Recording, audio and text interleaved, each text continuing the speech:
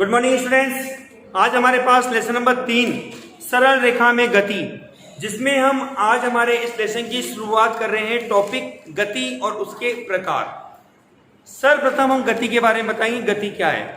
Students, यदि कोई कण एक स्वतंत्र रूप से अपनी स्थिति में अनवरत परिवर्तन करता रहता है तो ऐसे वस्तु की प्रक्रिया को या वस्तु के संचलन की क्रिया को हम गति कहते हैं।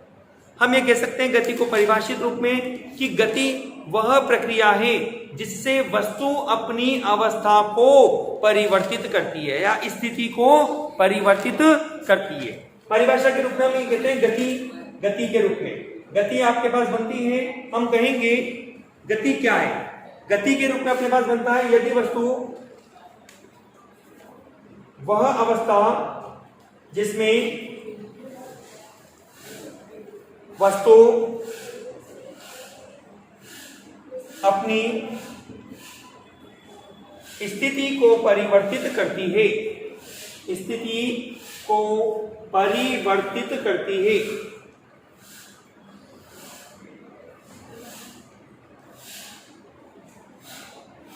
गति कहलाती है। स्टूडेंट्स, कण की विशेषता के आधार पर, गति के आधार पर हम गति को 3 भागों में बांटते हैं। गति 3 प्रकार की बनती है आपके पास। गति 3 प्रकार की होती है,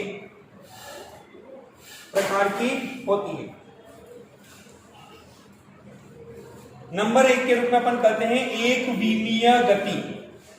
एक विमीय गति से अर्थ है यदि वस्तु केवल एक अक्ष या एक सरल रेखा में गतिमान रहती है तो वस्तु की इस गति को हम एक विमीय गति कहते हैं। परिभाषा हम कर सकते हैं, लिख सकते हैं इसको। यदि वस्तु या कण, जिसको आप बोल सकते हैं, एक ही रेखा या अक्ष के अनुदिश गतिमान रहती है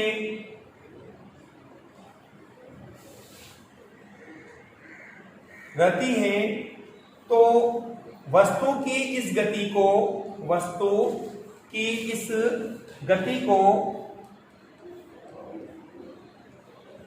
एक विमीय गति कहा जाता है। एक विमीय गति कहा जाता है। ठीक है स्टूडेंट्स, हमने अभी तक हमारी इस वीडियो में आपको गति और गति के प्रकार के बारे में बताया, जिसमें हमारे पास एक शब्द गति के रूप में आता है। हमने कहा कि एक विमीय गति वो गति होगी जिसमें वस्तु एक ही रेखा या अक्ष के अनुदिश गतिमान रहता है तो वस्तु की इस गति को हम एक विमीय गति कहते हैं। नंबर 2 हमारे पास बनेगा द्विविमीय गति। द्विविमीय मतलब कि 2 विमाओं के अनुदिश, द्विविमीय गति।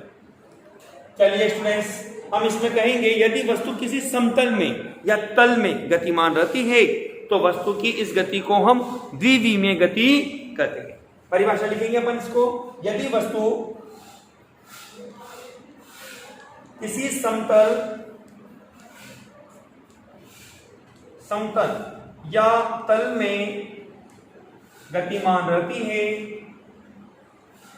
गतिमान हो तो यह गति द्विविमीय गति कहलाती है। द्विविमीय गति कहलाती है। ठीक है स्टूडेंट्स, नंबर 3 और अंतिम गति के रूप में अपने पास होती है त्रिविमीय गति। त्रिविमीय गति जिसके रूप में अपन कहेंगे यदि वस्तु तीनों अक्षों के सापेक्ष या स्वतंत्र निकाय में गतिमान रहती है। स्वतंत्र निकाय से मतलब स्टूडेंट्स कि जैसे खुला आकाश या कोई कमरा जिसमें कोई मच्छर है या कोई जीव है वो स्वतंत्र उड़ रहा है, वायुयान की गति, पतंग की गति, पक्षियों की गति जो उड़ता हुआ है, उसकी इस गति को हम त्रिविमीय गति में शामिल करते हैं। तो हम ये कहेंगे त्रिविमीय गति में यदि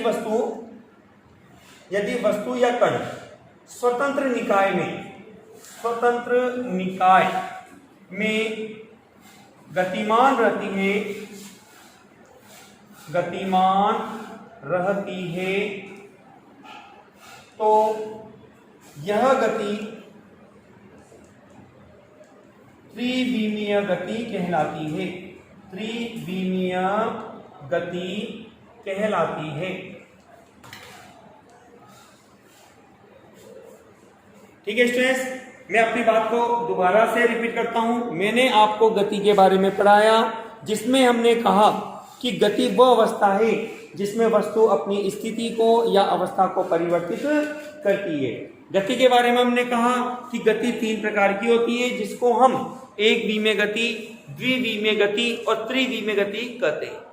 एक विमीय गति जिसमें यदि वस्तु किसी अक्ष या किसी रेखा के अनुदिश गतिमान रहता है तो वस्तु की इस गति को हम एक विमीय गति कहते हैं। जैसे एग्जांपल मैं आपको कहता हूं कि एग्जांपल के तौर पर यदि आपने कहा राम उत्तर दिशा में जाता है तो मूलतः उत्तर दिशा वो एक रेखा के अनुदिश हो गई। ठीक है ना।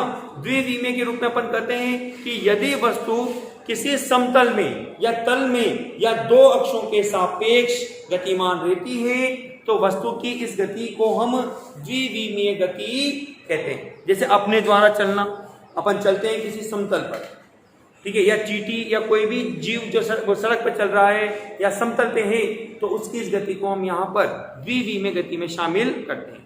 त्रिविमीय गति के लिए अपन ने कहा यदि वस्तु स्वतंत्र रूप से किसी भी दिशा में जा सकती है, उसकी कोई पर्टिकुलर एक्शन नहीं होगी आपके पास, जैसे वायुयान, पतंग, पक्षी, ठीक है ना, और भी जैसे मच्छर है, मक्खी वगैरह जो उड़ते रहते हैं उनकी जो गति होगी वो आपके पास त्रिविमीय गति में शामिल होती है। इस तरह से हमने केवल गति और गति के बारे में, गति के प्रकार के बारे में हमने पढ़ा। हाँ तो स्टूडेंट्स, अभी तक हमने गति और गति के प्रकार के बारे में पढ़ लिया। अब हम आपको इनसे संबंधित उदाहरण और इनको आप सदिश रूप में किस तरह से व्यक्त करोगे उसको बताते हैं। सुनिए, हमने हमारी लेसन नंबर 3 के फर्स्ट वीडियो में एक बहुत इंपॉर्टेंट राशि निर्देश तंत्र के बारे में आपको बताया था। निर्देश तंत्र में मैंने आपको बोला था कि यहाँ 3 अक्षें परस्पर एक दूसरे को लंबवत मिलती है। इस तरह से देखो, यह आपके पास बनती है स्टूडेंट्स एक्स अक्ष, यह होती है वाई अक्ष और यह होती है जेड अक्ष। ये तीनों अक्षें स्टूडेंट्स इस मूल बिंदु O पर मिलती है। ठीक है। यदि कोई कण एक्स अक्ष के अनुदिश जाता है तो उसका एकांक सदिश होता है आई केप, ये केप होती है। वाई अक्ष के अनुदिश जाता है तो इसका एकांक सदिश लिया जाता है जे केप, और जेड अक्ष के अनुदिश जाता है तो इसका एकांक सदिश लिया जाता है के केप के रूप में। ठीक है। हमने गति के बारे में पढ़ा था जिसमें आपको बोला था यदि वस्तु केवल एक अक्ष के अनुदिश जाती है, केवल एक, एक्स के लिए या वाई या जेड, तो उसके सदिश को आप यूं लिखेंगे आर सदिश बराबर एक्स आई के, या आर सदिश बराबर वाई जे के, या आर सदिश बराबर जेड के।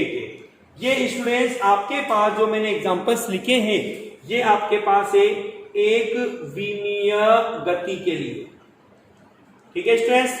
इसी प्रकार से यदि कण 2 अक्षों के सापेक्ष, 2 अक्षों के सापेक्ष कहां था, या तो इस भाग में या इस भाग में या इस भाग में, इसको आप लिख सकते हो आर सदिश बराबर एक्स आई के प्लस वाई जे के, या आर सदिश बराबर एक्स आई के प्लस जेड के, या आर सदिश बराबर वाई जे के प्लस जेड के। ये आपके पास बनती है स्टूडेंट्स द्विविमीय गति। द्विविमीय गति। और यदि कोई कण तीनों ही अक्षों के सापेक्ष गतिमान रहता है तो उसकी गति को हम लिखेंगे आर सदिश बराबर एक्स आई के प्लस वाई जे के प्लस जेड के। ये आपके पास बनती है स्टूडेंट्स त्रिविमीय गति। त्रिविमीय गति।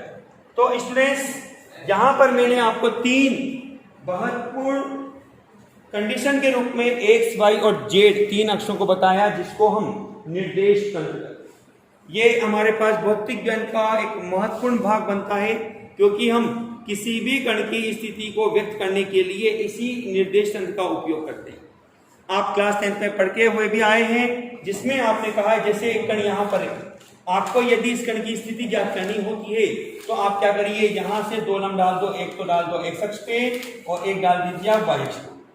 जहां आपने लंब डाला ये तो x स्थिति को पड़ेगा और यह y स्थिति को पड़ेगा, और इस तरह से आप यहां पर इस कण की स्थिति को ज्ञात कर सकते हैं। तो स्टूडेंट्स, निर्देश तंत्र एक ऐसा व्यवस्था है या एक ऐसा निकाय आपके पास है जहां 3 अक्ष x, y और z एक दूसरे के लंबवत मूल बिंदुओं पर मिलती है। हम ऐसे निकाय को कहते हैं निर्देश तंत्र। ठीक है स्टूडेंट्स, हमारी आज की इस वीडियो में हमने निर्देश तंत्र, गति के प्रकार, गति के तीनों प्रकार को हमने उदाहरण सहित पढ़ा। इनको आप अपनी फेयर कॉपी में नोट करिए और वीडियो को पूरा देखते रहिए। Thank you.